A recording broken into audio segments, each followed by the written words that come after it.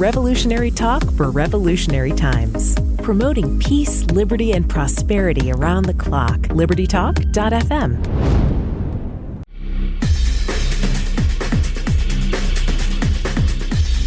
Welcome to Living in the Solution with Dr. Elena George. Today we have a great show, a friend of the show returning, Dr. Ralph La Guardia. And, I told Dr. Ralph that, this is so much information. We need to do this as installments. And the last time he was on, we talked about briefly microplastics. And with the way our healthcare system is, I think, Dr. Ralph, you'll agree with me that your job is to stay as healthy as possible so you have no reason to enter this healthcare system. Exactly. And it's too dangerous. It actually is. So one of the things that you have to understand is what you put in your mouth counts.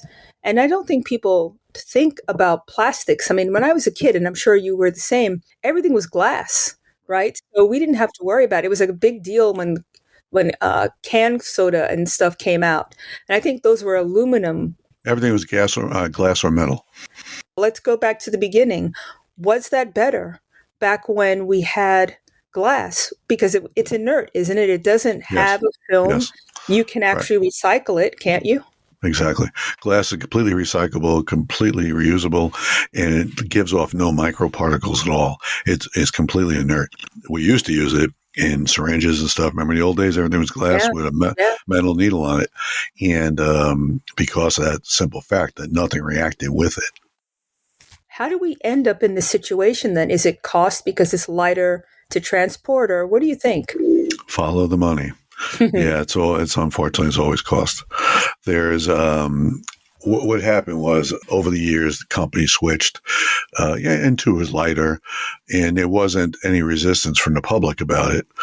And so things went. I mean, metal bottle caps were everywhere. Now it's plastic screw-on caps. Everything was metal or glass. And there was a whole recyclable thing for glass. That was fine. Things were infinitely safer, as we'll see shortly.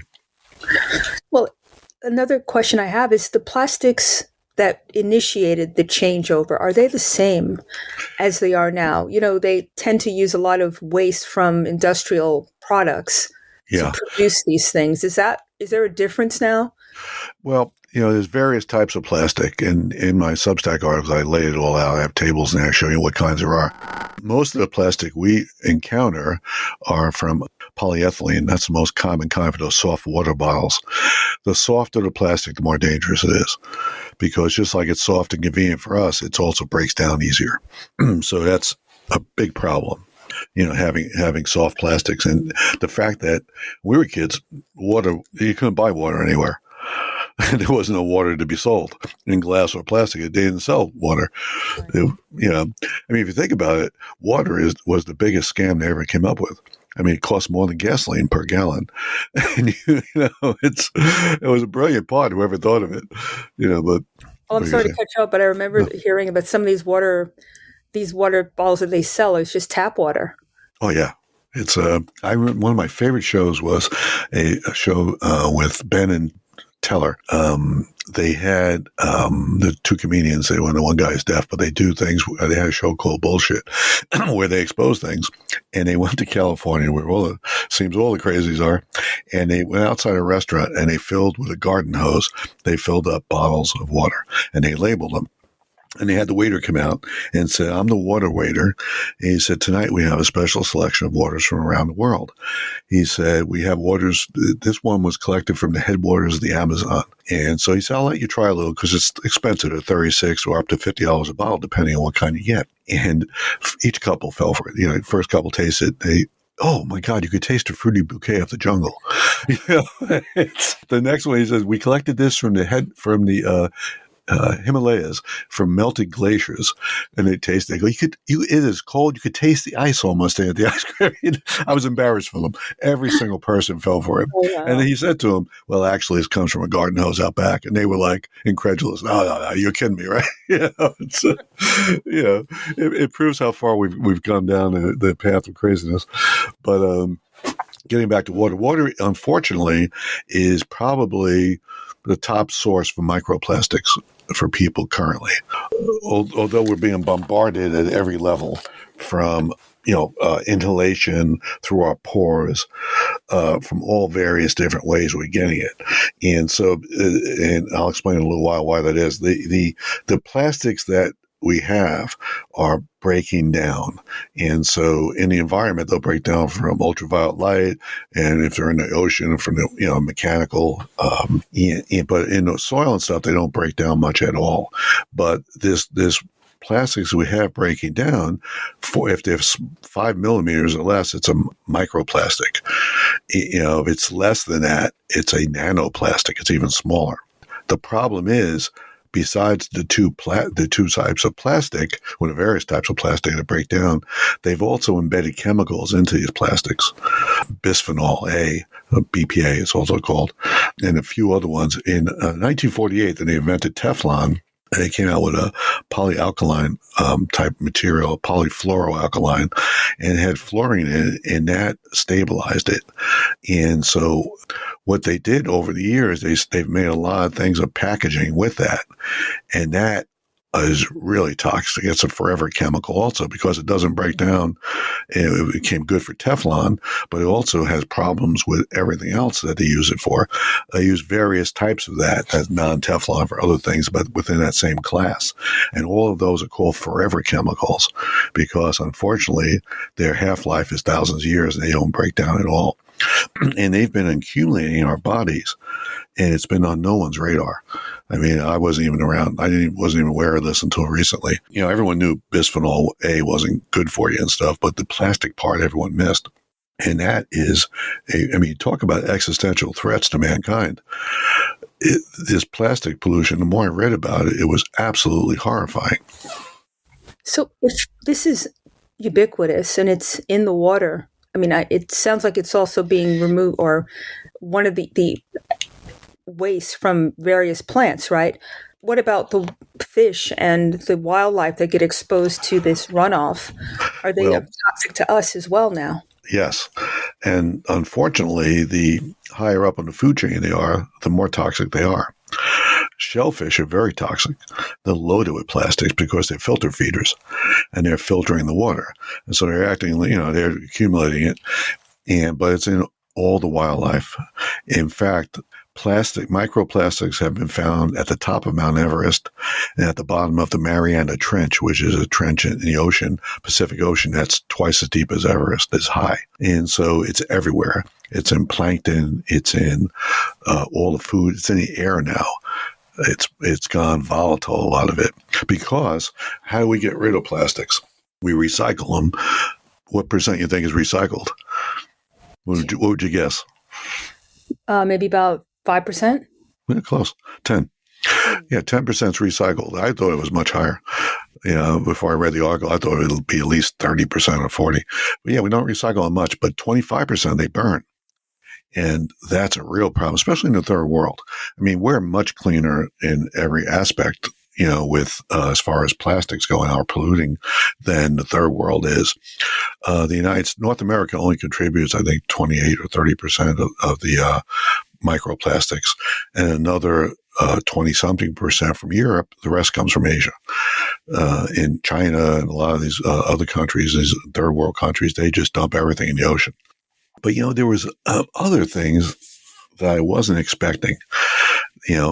Fiberglass, all these synthetic clothings that we wear, rayon, polyester, polyester, all those things give off a ton of plastic fibers. Even the rugs we lay on, they're giving off plastic fibers that's woven with plastics and stuff. And so this wash machines turn out to be a huge source of microplastics.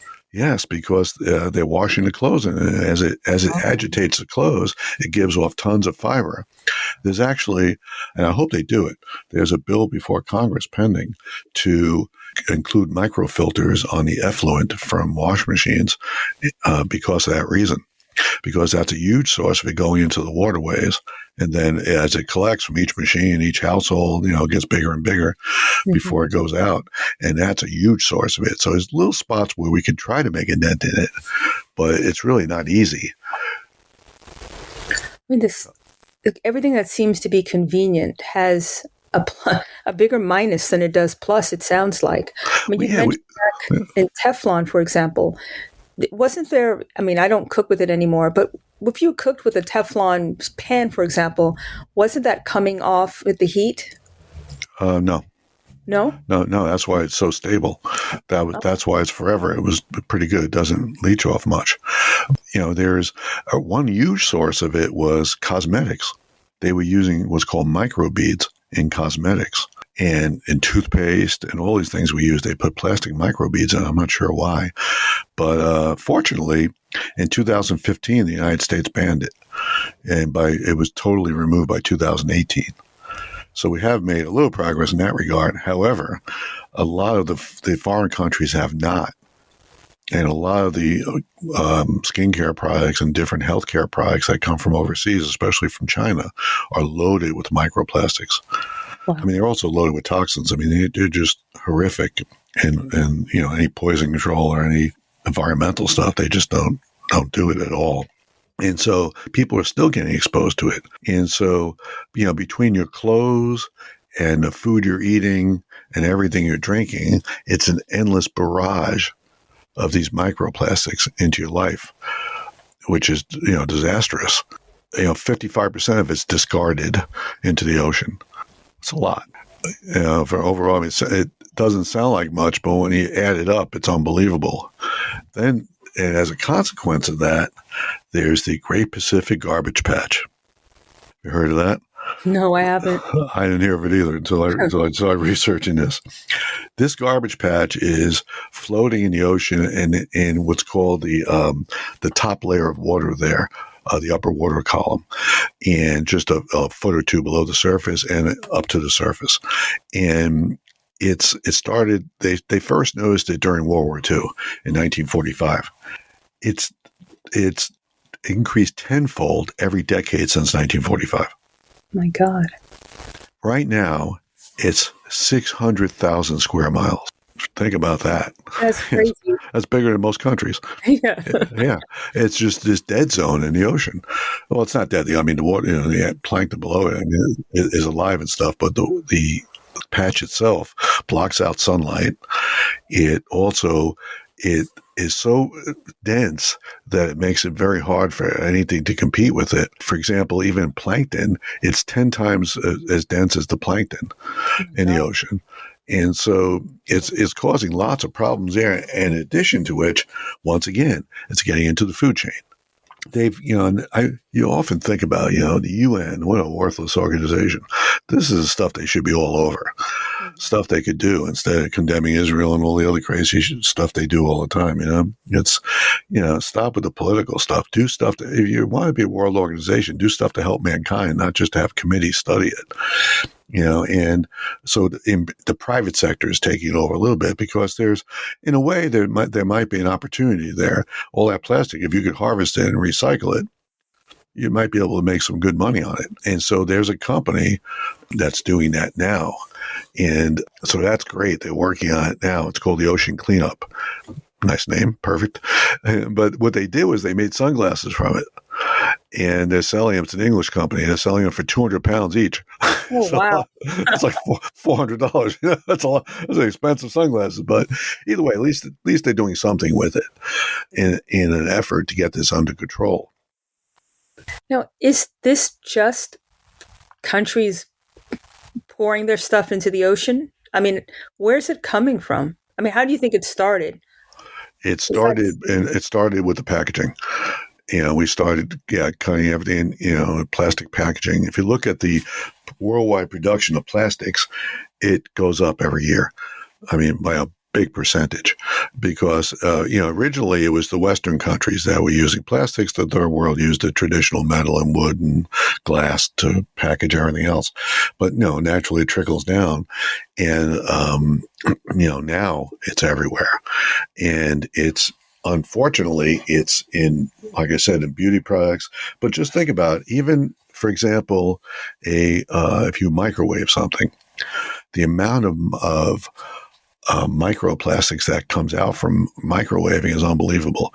Per half inch of plastic that you microwave, You get 4.22 million microplastic particles. God. Check this out, it gets worse.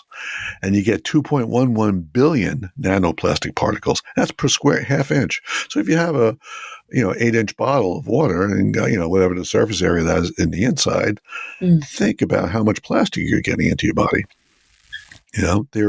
They've done studies, and this blew my mind. The average American eats 5 grams of plastic a week. A credit card. That's a credit card worth of plastic. And as you were saying, it's not going anywhere. It's just piling up. Well, we excrete some of it, but it's accumulating. The only good news is not much, is that it's not all piled up. It's excreted in all of our body fluids. That's good and bad news. It's in tears. It's in mucus. It's in urine. It's in feces. It's in sperm. It's in everything.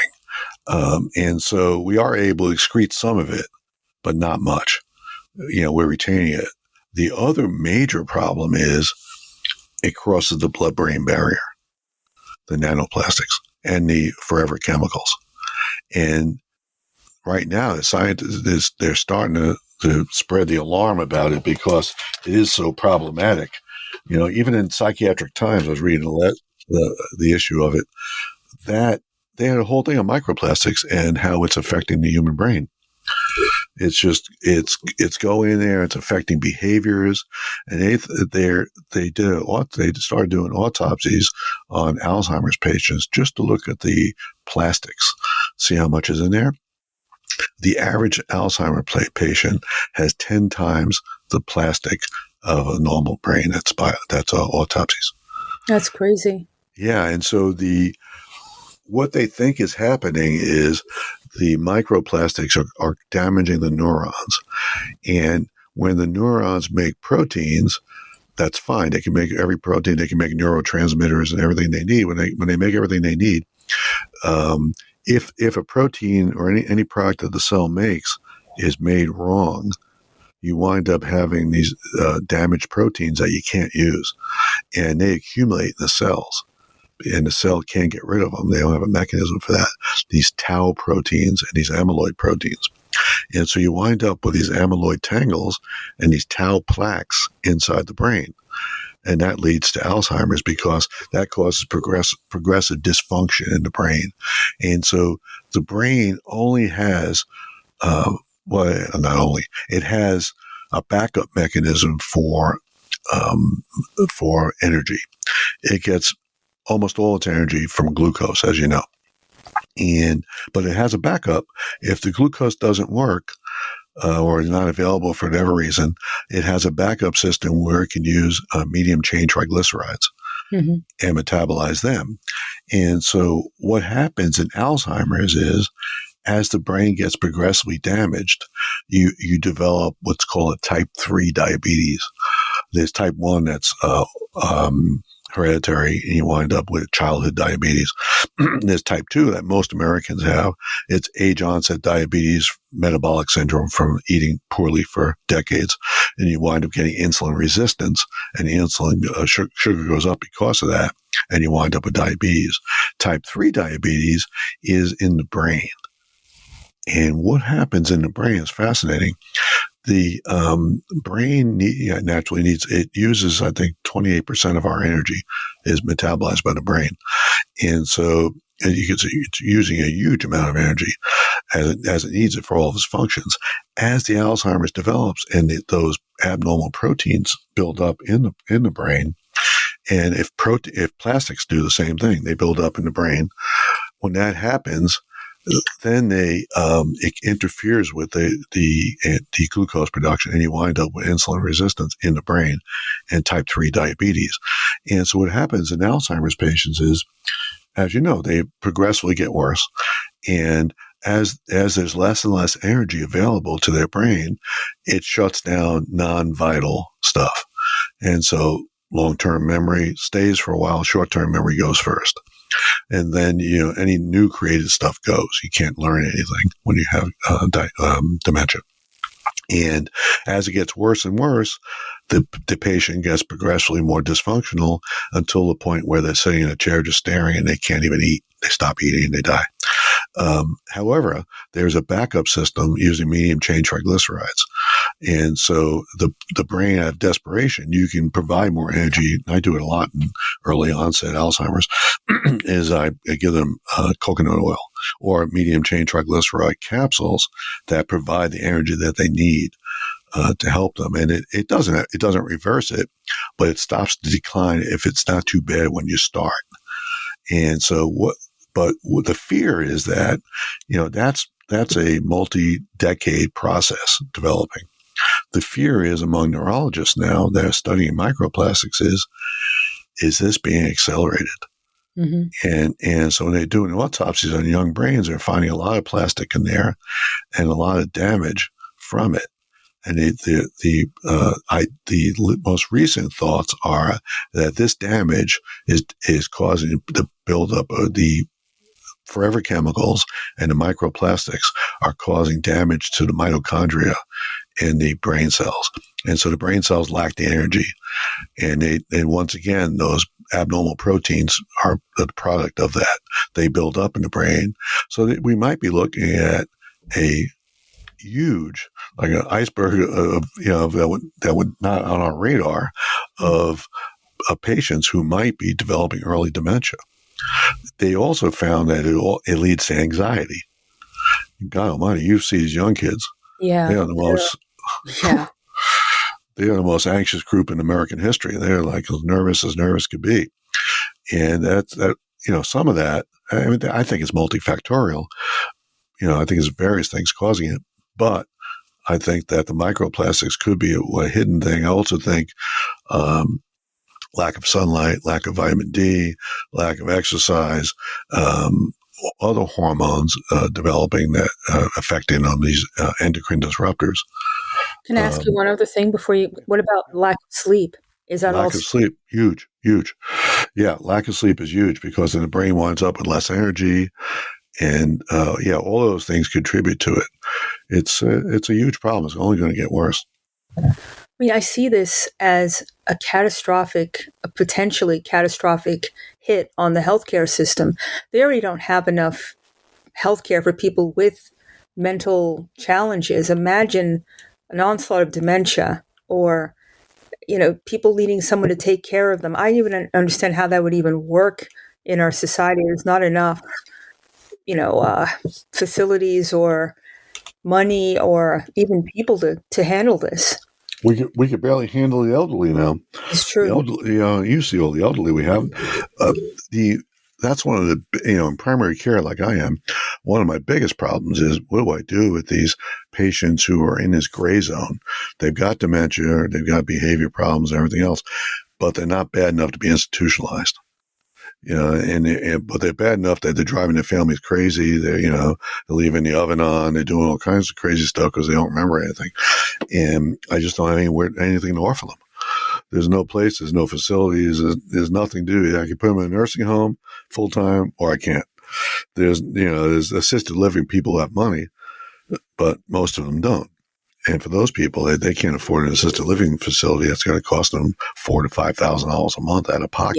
Yeah. Not for years on end. Absolutely. Right. Very few people can have that kind of cash on board, But, they found that there's direct damage from the microplastics in the brain. It's affecting a dramatic change in neurotransmitter levels. And so that, too, is leading to depression and foggy headedness and sluggish thought and lower IQs. The IQ levels are progressively going down. It's been happening. I'm sorry. I have to ask about the antidepressant medication. So if this is a neurotransmitter problem, you're talking about creating the neurotransmitter, correct? It's not being made or made enough of. So how on earth? Well, also preventing the plastics, they think, and it's all theoretical because you can't do biopsies in human brains until they're dead. But they think that it's also interfering at the receptor level for the neurotransmitters. So then I have to ask the question about the medication, right? So all these medicines are, all of them, probably most of them, are designed to raise the level of the neurotransmitter, right? How would those even work at this point if the receptors aren't responding and you don't make enough, I can't imagine that those meds would actually even work long term, and maybe not at all down the road. Right. Right. Well, it needs higher and higher doses. And that seems to be the general pattern overall. I used to have people on one antidepressant. Now I frequently have them on 2 or 3. Mm-hmm. And it's costly and it doesn't work as well. But, the problem is that it's very hard to avoid these things because, for example, you think, well, I'll eat fresh fruit and vegetables and, not canned stuff. Mm-hmm. Part of the problem with the canned stuff, even though it's in metal cans, it has plastic liners with bisphosphenol A in it, in the liner. So it's brittle, and that's constantly leaching into it. Then when you take things and you cook with them, it's brutal. But these other sources are things you don't even think of: firefighting foams, pesticides and herbicides, lubricants, nonstick cookware, like I said, polishing for floors, all kinds of things, stain-resistant products, paints, and a lot of personal care products. But the biggest one for a lot of people, besides the water bottles, are food packaging.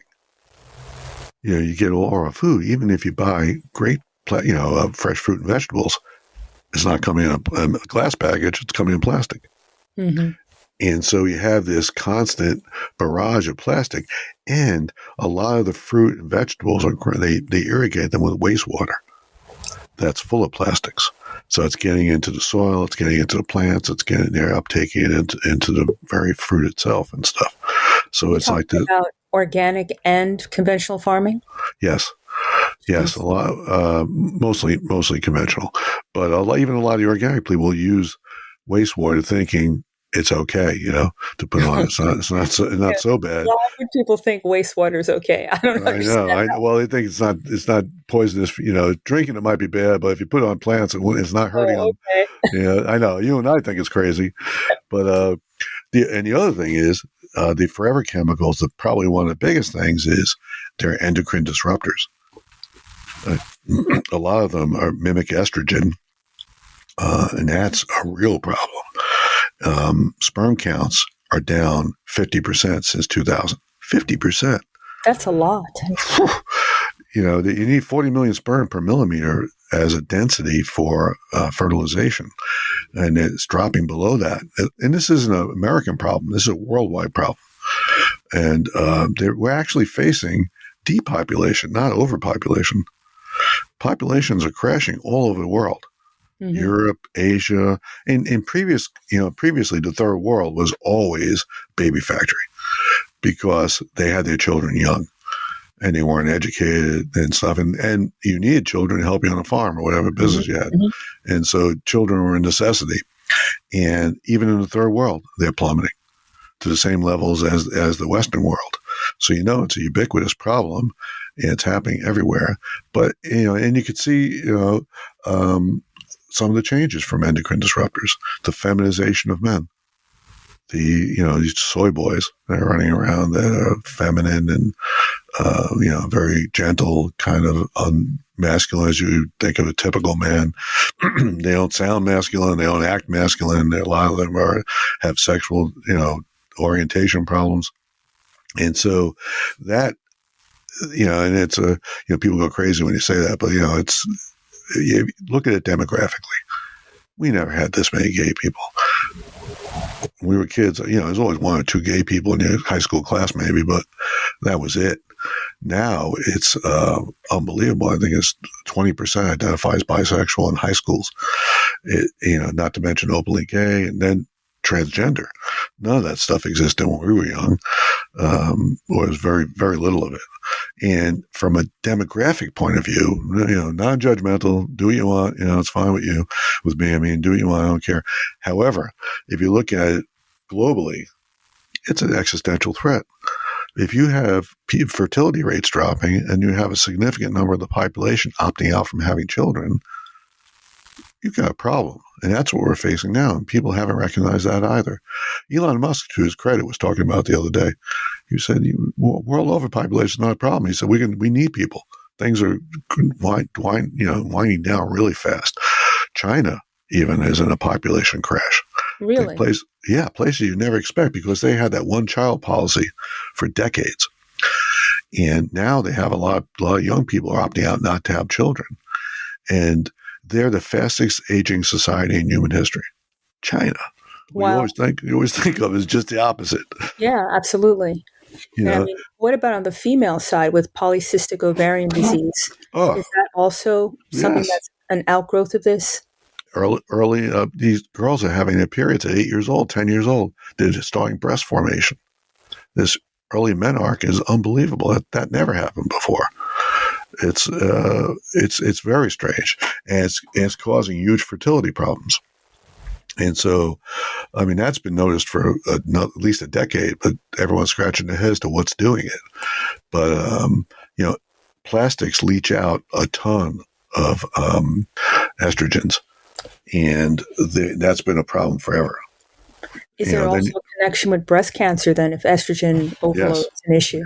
Yes. Breast cancer going up. I read a very fascinating thing the other day, because I'm a geek. I'm always reading this stuff. I was reading a book on light and its effect on the human body. And there's a direct link between electricity and breast cancer. Really? How's that? Yeah, I never heard that. How does that work? Well, what they did, they studied countries before electrification, and they had virtually no breast cancer. They had 1 per 100,000, I think. Some very, very incredibly low number. It wasn't even on their radar for the most part. And the higher the electrical exposure and the longer electrical exposure, the worse it is. And the timing of it's also important, because of they tested shift workers, nurses, female doctors, things like the people who had worked, cops, people who had worked night shifts, and they're exposed to light at night. And the thought is it might be related to melatonin, because your pineal gland in your brain is designed to be exposed to bright sunlight during the day. And so it clamps down and shuts down your melatonin production. However, at night, it surges it. And that's the way it's supposed to be, because melatonin has a ton of great side effects other than sleep. It's a strong antioxidant. It prevents cancer. It has a lot of features like that. And so what they're realizing now is that the people are exposed to this blue light from computers, and they're up at night, they're up late. Then during the day, they're not going outside.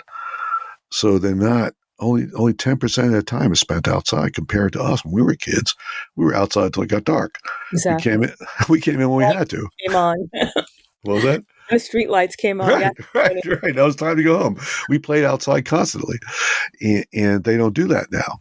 So you have a combination of an odd combination, almost a perfect storm. You got low vitamin D levels, and vitamin D helps it's like the conductor for the immune system. It kind of controls everything we're learning now and helps regulate overreaction in the immune system, underreaction. And it's perfect. It's one of the many things it does. And these kids have ridiculously low vitamin D levels. I mean, I checked them. I see some of them come in, they have vitamin D levels of 6 and 8. Whoa. I'm like, whoa. I mean, even at Quest, 30 is the cutoff. But, in the functional medicine world, no one believes that. We all know that the sweet spot for vitamin D is in the 60 to 80 range. I like it even higher, 80 to 90. Mm-hmm. I think that's where you get the most benefit from it. And you make 10,000 units an hour when you're outside in the sun. So you make a lot of vitamin D if you're out there. But if you're not, you're not. And then, so what happens is everyone's been told sun's bad, sunlight's bad, It's totally false. Sunlight doesn't give you melanoma. Burns give you melanoma, recurrent burns. And a lot of melanoma occurs in areas never exposed to the sun. So, that whole sunlight thing is odd. But I was fascinated by the fact that as they electrify countries more and more, their breast cancer rates go up. That's amazing. Except? Is it disrupting cellular communication? Is it causing cell death from being out of sync? Not being in I wouldn't say phase, but it's disruptive to the cellular matrix. Yes, you hit them all. It's you're a good doctor. It's you know your stuff. It's yeah. What happens is it disrupts the mechanism inside the cell, and apoptosis, where it eliminates damaged cells. It disrupts that big time, and it also disrupts the immune system. And so the immune system, the immune surveillance, where our body looks for abnormal cells and removes them. I mean, thousands an hour removed. Without that system, we would be riddled with cancer at an early age. That's all compromised now. And then because you have the low vitamin D, you have the forever chemicals, you have the lack of exercise, you have the lack of sleep, you have the very poor nutrition, and then you have exposure to all of these seed oils and all these chemicals in our foods. I mean, in my opinion, RFK's got it all right. That's, some of the stuff he likes, I don't like at all, but all the medical stuff he does, I like, and all the farming stuff he does, I like. When he starts talking about getting rid of combustion engines, internal combustion engines, I have to differ with him on that. But, but overall, I mean, he's a brave guy. He's a man of his principles. I mean, I'm a Republican, but I like him. You got to hand him out. He's never changed. He's been there. He's outspoken. He's willing to go as far as to change parties to do what he wants for the people. And what I don't know, they were killing him in those congressional hearings, but why would you be? What are you against removing chemicals from our foods? We have thousands that the Europeans don't have. They don't allow. Why would you be against that? I mean, you may not like the guy, and you may be pissed they changed parties, but come on, it's, so I'm hoping that a lot of good comes of that. But actually, I want to get your take on this because he was in Steak and Shake yesterday, or a couple days ago, and talked about they're going to use beef tallow. I think yes, tallow. Or they're making their fries. What do you think of that? Perfect. That's I wrote an article on seed oils about 3 weeks ago on my Substack, and I talk about it. That's the safe things you want. You want lard, you want tallow, you want ghee, you want butter, ghee. I mean not ghee, butter. You want all of those things because, and they're great. They're healthy, saturated fats, and that's what McDonald's cooked with that stuff until the late 70s. And then they started changing over because it was cheaper. But these seed oils are a nightmare. I mean, they're exposing us to all kinds of things that our body can't process, and it throws us off. Normally, we have a omega-6 to omega-3 level ratio of 2 to 1 maybe normally. Now it's 20 to 1 with omega-6s above omega-3s. And so omega-6s are pro-inflammatory. I mean, you need some because you need some inflammation in your body, but you don't need a lot. And when we are in this pro-inflammatory state because of all these seed oils, we wind up causing chronic inflammation. But it destroys the mitochondria. It's a toxin for mitochondria, and so it damages the mitochondria. And as you know, mitochondria need for energy production. So you have all these people with chronic fatigue, and then you wind up with these chronic illnesses because your body doesn't have the energy to fight it off and to fight off the inflammation. So you wind up with hypertension and obesity and, dyslipidemia and diabetes and prediabetes and metabolic syndrome, all the things we're riddled with. I mean, with 70% of American adults are obese and 33% of the kids are, that's a disaster. No. And this is the sickest generation ever coming up. We're on more meds too, and it's not working. Right. So, I mean, from the standpoint of what you said initially with insulin resistance and all of the inflammatory changes that happen, would it be? Yeah, I mean, obviously you got to change your diet, but what about things like intermittent fasting, where you can turn that clock into your favor? So you're actually promoting, reduction of inflammation, getting rid of sick and dying cells, insulin sensitivity coming back. Are those things that people can actually do? I mean, you just have to stop eating. You don't have to buy anything. You don't have to go to a gym. Oh yeah.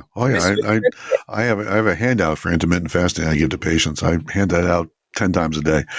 Just saves me the trouble of going through it all again. But it's, but intermittent fasting is, I mean, as a functional medicine doctor, I always try to think about how we evolved. The human body evolved for a reason, and the systems that we have are there for a reason. For example, our inability to produce vitamin C every species in the world, every animal in the world produces vitamin C except the fruit bat. Yeah, the fruit bat, I think is one other thing, hamster, I think, and us. And we can't make vitamin C. Every other animal makes it. I think because and no one knows why, but the presumption is because we evolved from Africa in an environment that was tropical, loaded with fruit and vegetables, just bursting with vitamin C. So we didn't need it. And that was the reason we lacked the development. But at that time, no one ate 3 meals a day. Cavemen didn't eat 3 meals a day. People in the jungles of Africa didn't do that either. And there was always periods of starvation. And there was always periods of food scarcity. And so our bodies are designed not to have this constant influx of food. And so instead, we eat 3 meals and we snack. I mean, it couldn't be worse. I mean, our bodies never get a chance. We're constantly producing insulin, like you said. And that insulin leads to insulin resistance. And so fasting of all types is extremely healthy for you. It allows you to eliminate a lot of waste. It allows your body to take a rest. You don't have to constantly assimilate food. I mean, think about it. All that food has to be first broken down in your gut by probiotic bacteria, and then absorbed, and then moved to your liver by the portal vein. And then the liver, it has to be transformed into stuff you can use. And, it takes a lot of energy. But still, we're eating so much energy in the form of fats, proteins, and carbs that we have this excess. So you get fatty liver, you get obesity. It stores it as fat because it has nothing else to do with it, because the body's thinking, I'm eating good now, but there's starvation coming. Someone pack it in. Yeah. And so the body wisely, we've developed that for, millions of years. And so that's the thing it's used to. So it says, I'm getting food now. I'm going to take it. I'm going to store it as fat because I'm going to be starving in a few weeks. I'm going to need this. And so the key thing with intermittent fasting is you got to be good about I tell patients, say you eat lunch at noon, dinner at roughly 6 o'clock. You try to make both low carb if you can. But between 6 p.m. and noon the next day, which is 18 hours, you don't eat a thing. You drink all the water you want. I want them to hydrate themselves, but you don't eat a thing. You can have black coffee in the morning. That doesn't affect it. But you can't put sugar in it. You can't put cream in it. And that works really well, because if you don't provide your body with any fuel, it has no source but to look for a fuel source. And it goes to fat first, because fat has 9 calories per gram, as opposed to carbs and protein, which are 4.5. It saves protein for last because that's the most valuable thing in the body. And so everything's made of protein. That's vital. And so it muscles and stuff, it saves all that, but you lose fat first, which is great. So do you need to have 18 hours, or is there a minimum intermittent fasting window that you should fast? No, it doesn't have to be 18, but the longer the better. Okay. It's some people can't do it. But I encourage them in the beginning, because it sounds much more daunting than it is. Once you get used to it only takes about 2 or 3 days. Patients tell me, and they're fine with it. First couple of days, and sometimes I'll give them a little phentermine as an appetite suppressant, just to make it easier for them the first week or so. And then once they get into it, I withdraw it. That's an old drug. It works good. It was part of that fen-phen. Remember the fen-phen craze? Oh, yeah. Yeah. And once again, here was another thing, poor science. They took people after they were on fen-phen and said, oh, look at this. You've got a heart murmur. You didn't have one before. Well, we didn't know if you had one before. We found one now.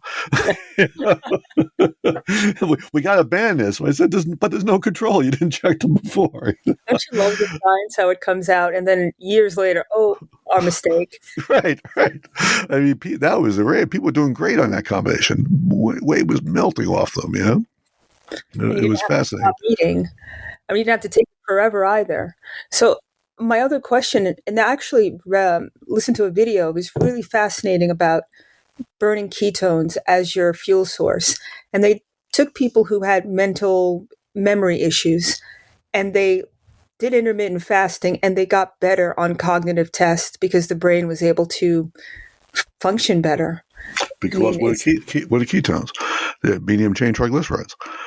So that's what happens. It's a fat that brain can use as the fuel. That was the backup system I was talking about. That's why. It helps cognitive function, even in normal people. It makes you sharper. You have a high, what do you call it?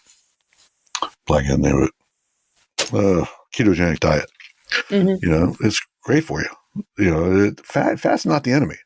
In fact, I go out of my way to eat as much fat as I can. I'll give you an example.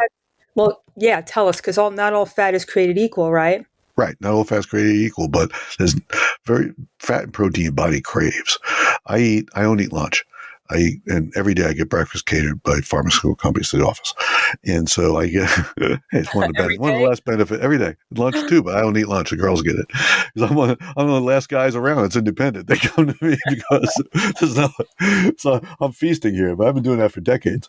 But anyway, so I eat the same thing every morning practically. Occasionally I get something different, but I usually get 4 eggs, bacon, rye toast, and a large coffee with cream, but no sugar. I only eat the yolks of the eggs, and I eat the bacon, and I drink the coffee, and I have a couple pieces of toast with butter on it.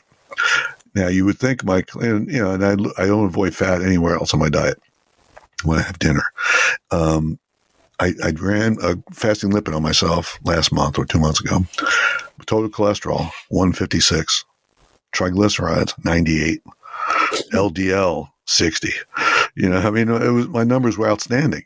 It's shocking, but it's not what they tell us. It's the processed foods and it's all the other junk we eat. I'm not even a big guy into cholesterol. I don't think, Dr. Keyes, who did the studies in the 50s, was a scamster. He studied 28 countries. He got rid of 21 because they didn't match his data. I mean, come on. That was the whole cholesterol hoax started there. And that's been $1 billion industry for pharmaceutical companies. Statins suck. Statins cause myalgias and they lower COQ10 and they cause dementia eventually. They cause all kinds of problems. Depression. Yeah, I have to ask you this then. How low? Because I've seen patients where their cholesterol levels are down in like the 180, 170, and they're trying to get it lower. Is there a barrier to when, of course, 300 cholesterol is not going to be great, but is there a low end that you really shouldn't go below? Well, your body needs cholesterol. Vitamin D is made from cholesterol. In fact, sunbathing lowers your cholesterol level because they use it to make your sunlight exposure to your skin has you make vitamin D, and it makes it from cholesterol. And so you can lower it a little bit that way, not significantly, but enough. But you need cholesterol for all the steroid hormones, all your sex hormones. Everything comes from cholesterol. And you need fats and saturated fats and all kinds of fats for your brain health. The brain is fat and protein. It's a lot of fat in the brain.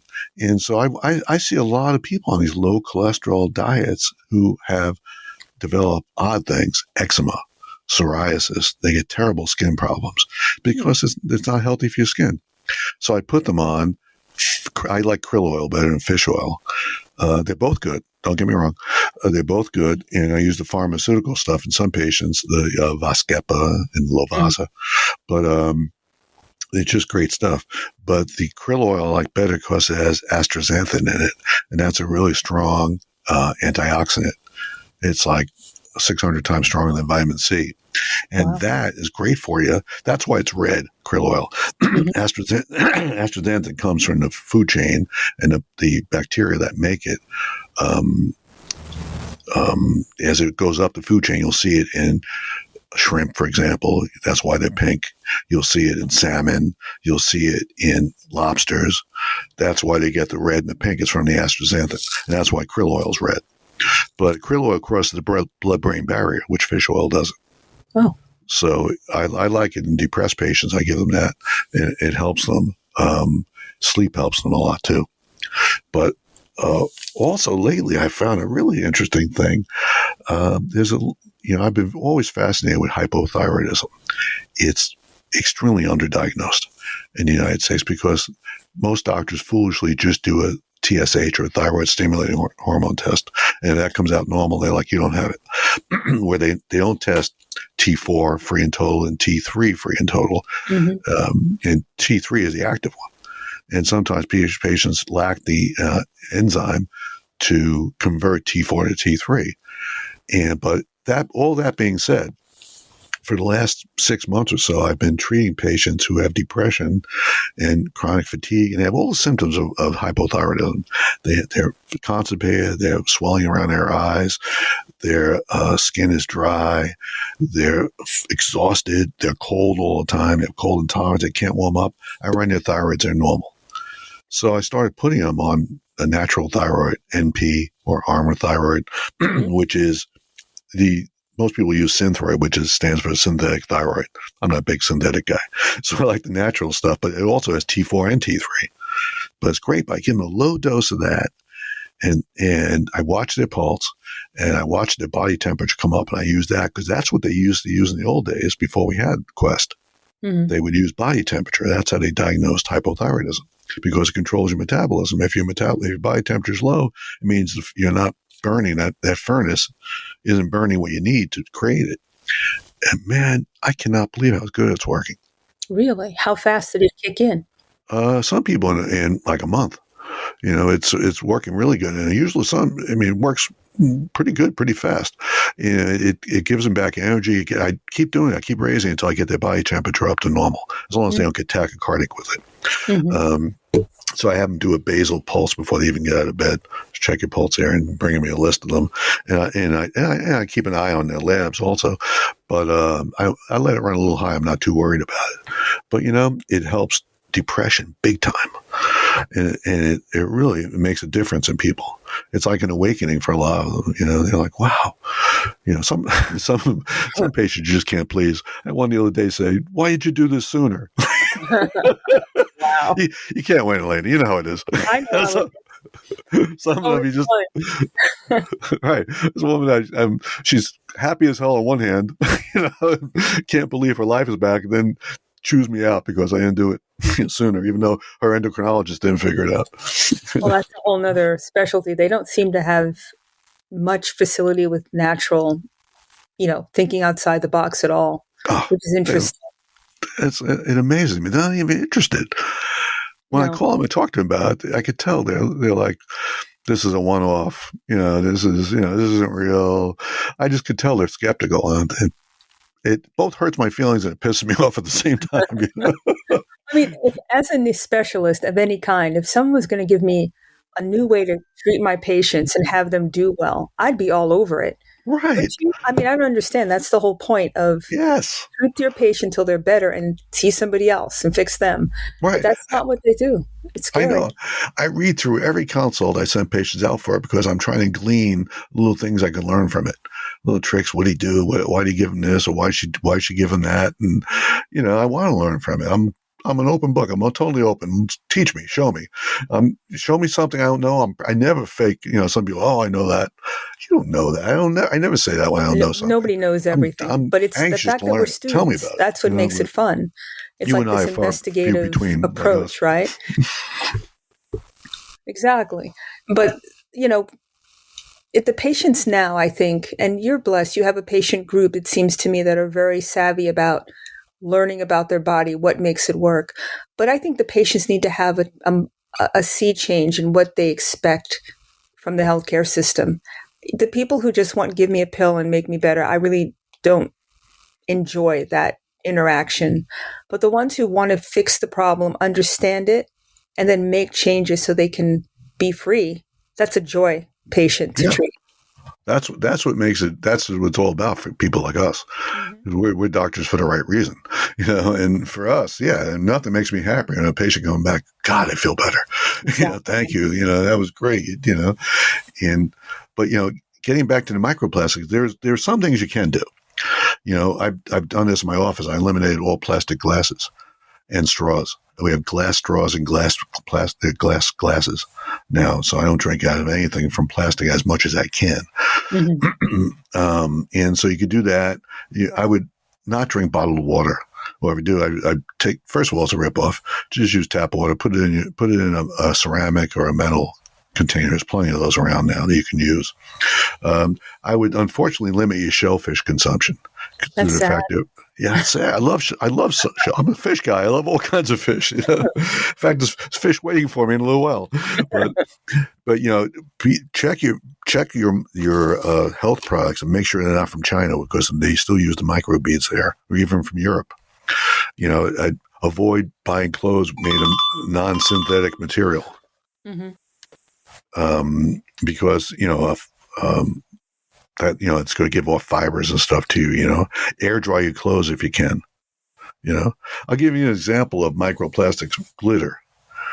Think of glitter as a plastic, not a microplastic, but think of glitter, and if you want to just think in your mind of microplastics, think of glitter 10 times smaller.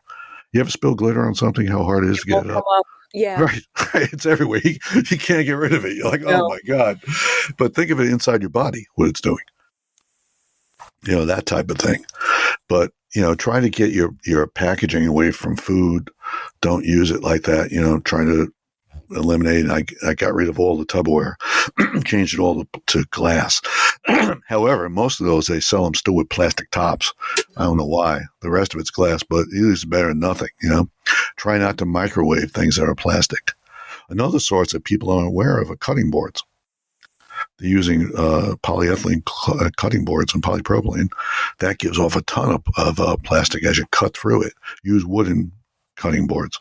Get rid of those. Or buy your fresh food in bulk if you can. There'll be less packaging with it.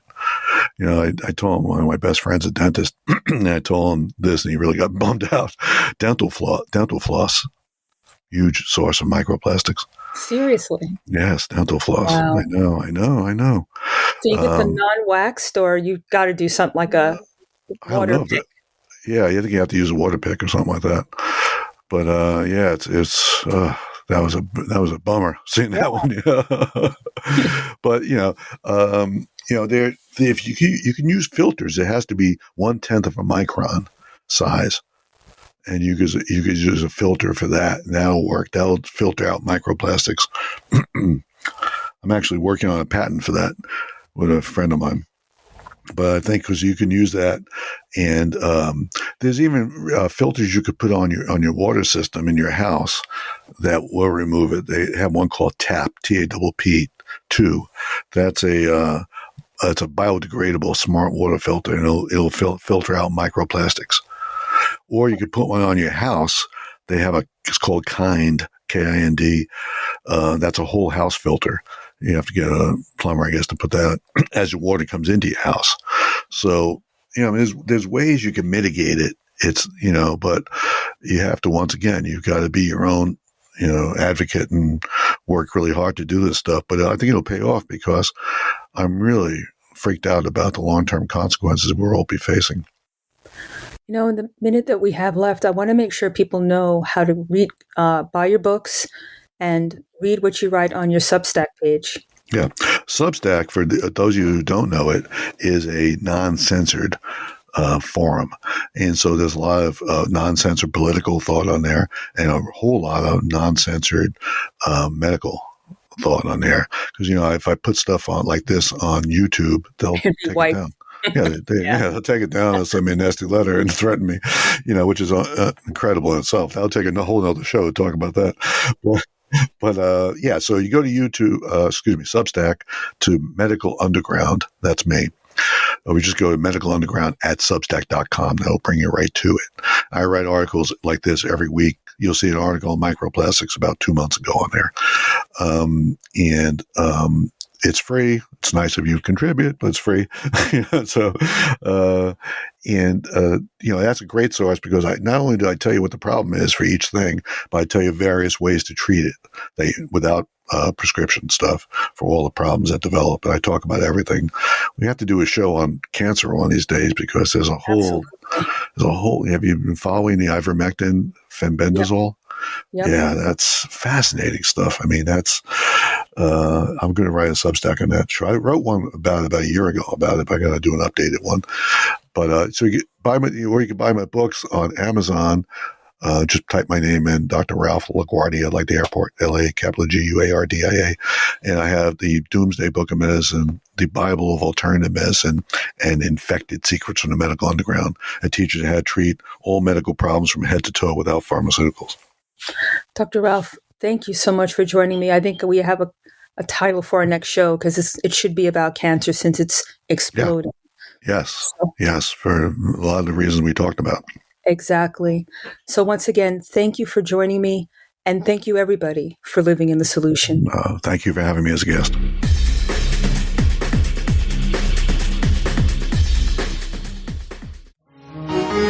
Revolutionary talk for revolutionary times. Liberty Talk FM.